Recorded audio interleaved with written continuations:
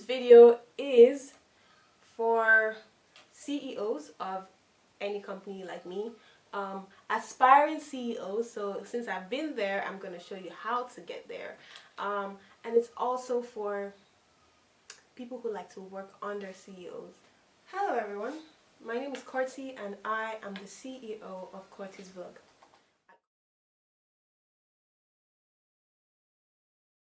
The creative industry is an industry filled with a bunch of weirdos. I would advise that you jot things down, but if you decide not to, that is your fucking business.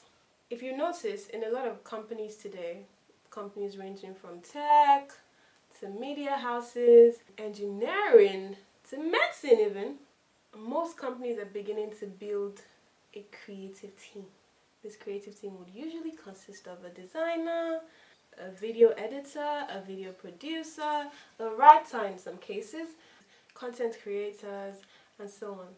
Now, what has happened over the years is that creativity has been rendered as a service to companies that already have some form of structure. You hear a law firm looking for a social media guy. I want a social media guy to make our social media pop. I want it to pop. Can you be my content creator? Can you take on this job? So they start to look for a creative team. Hold on, getting a call.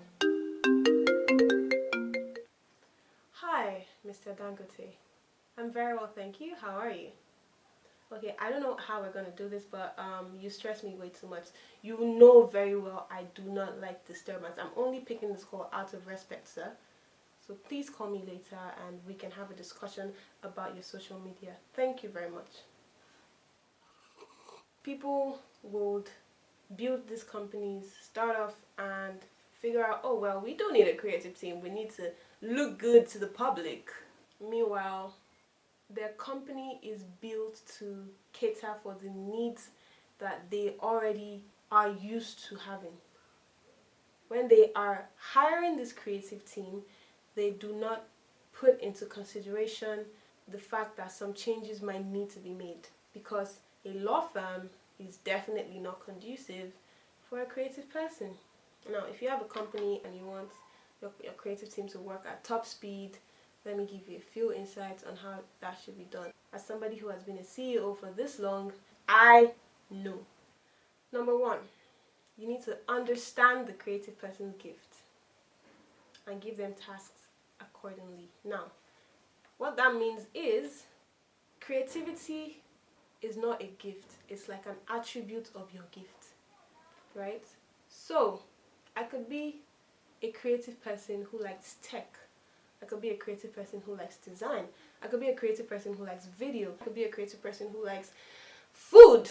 So you need to really be sure that when you're hiring a creative person, you're hiring a person who is creative in their field. Number two, instead of hiring HR in your company, for the creative people, you need to hire a therapist, because Baba, they need it too. They need therapy. They need therapy. Okay, I shouldn't be saying they. I think I'm part. So we need therapy, because there will be multiple breakdowns that they might not even be able to talk about publicly because they fear losing their job. They will need a therapist from time to time. Trust me. Number three, if you had a dress code in your company, cut it out for them. I could wake up today and feel like wearing a suit and tie. I could wake up tomorrow and feel like wearing a agbada. I could wake up tomorrow and feel like wearing shorts. If you're forcing them to wear a suit and tie, well, you're tying up a part of their brain and you're not going to get the great result that you want to get. So, something has to give. Number four, if you have a table and chair set up for them, you need to let them experiment with it. You need to let them do it however they like. You need to let them design it however they like. You need to let them, just play around with it, man. You can't really confine them to this table and chair for the rest of their lives in your office. Come on, man. Are you a terrorist? Or are you a pastor? Maybe. Why did I say that? The pastors always sit in the front seat. Yeah. 5. Not all creative people are creative thinkers. In most companies, The creative person is expected to have a shit ton of ideas. So daft. So daft. Am I God? How am I supposed to have all the ideas in the world? It is impossible. Anybody can have an idea. Nobody is the designated idea generator. Most creative people would not sit down for a brainstorming session and do brilliantly. And most times they won't even talk if they have ideas because they fear, dropping stupid ideas and being embarrassed.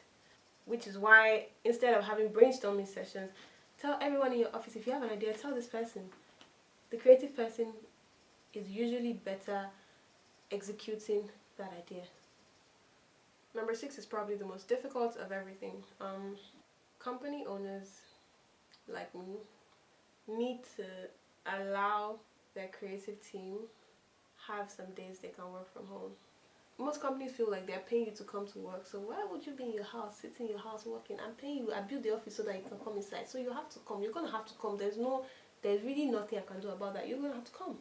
Number 7, if you give unreasonable deadlines, you get unreasonable results. Procrastination is a creative person's best friend. There are 3 types of procrastinators. People who don't procrastinate at all. Once you tell them, they go straight to it. People who procrastinate for a while, but are actively thinking about it and do it before the deadline. People who just procrastinate, are not thinking, are just wasting away and fail to do it. If you have that kind of person in your office, you should fire that person.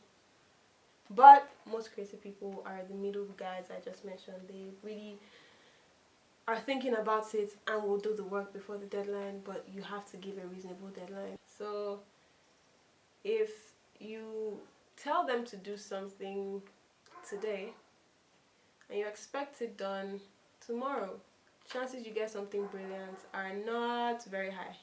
Number 8, do not criticize their work like a bitch. If you normally say, "What's this fucking shit guy?" You need to say, "Okay, I see why you do this, but I just feel like if we try to put the white over the black, maybe it might look better. Do we want to try it?" Alright, number 9, they must not feel any form of fear. Once a creative person feels like they cannot talk to their bosses, or they can't approach their bosses, or they have some fear of something with their bosses or their co-workers, that is the beginning of the end. Yeah, they're gonna panic in their work. It's gonna show. They're gonna start to overthink the work. They panic through the work, and well, one day they'll quit. Number 10, you need to show that you appreciate and understand their efforts, and try not to make them overwhelmed with work. Give them work one at a time. Make sure you know what they're working on before you give them something else to work on. In fact, that should apply to anybody and any company. You shouldn't bombard people with work. So when they have done the work, you need to sometimes publicly praise them and show that you do appreciate the work they're doing for you. Those are 10 things I've just given to you. If you want your creative team to succeed in your company.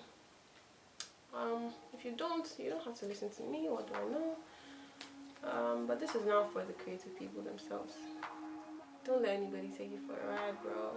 Don't. You need to understand what your value is. The only time you cannot understand your value is if you are doing the wrong thing, if you are really not supposed to be in that field. Because if you are going to be enjoying your work, right? You might stop enjoying your work if the pressure gets too much, if the workload gets too much. I think the final thing I would say is, for some reason, I feel like what would be structural, what would create structure, is creative people being comfortable enough to work in these companies, and also having time for their own personal lives, having time to chase their own things, their own desires, their own goals. Most creative people can't survive on their own. They actually need a monthly income. So if you can give them a monthly income, you can also give them a conducive environment to earn that income while they can focus on their lives, you are saving the world. I would like to tell you that as a CEO, it is my responsibility to make sure that everyone is happy, and the only way you can stay happy is to remember to always subscribe and tell people to subscribe.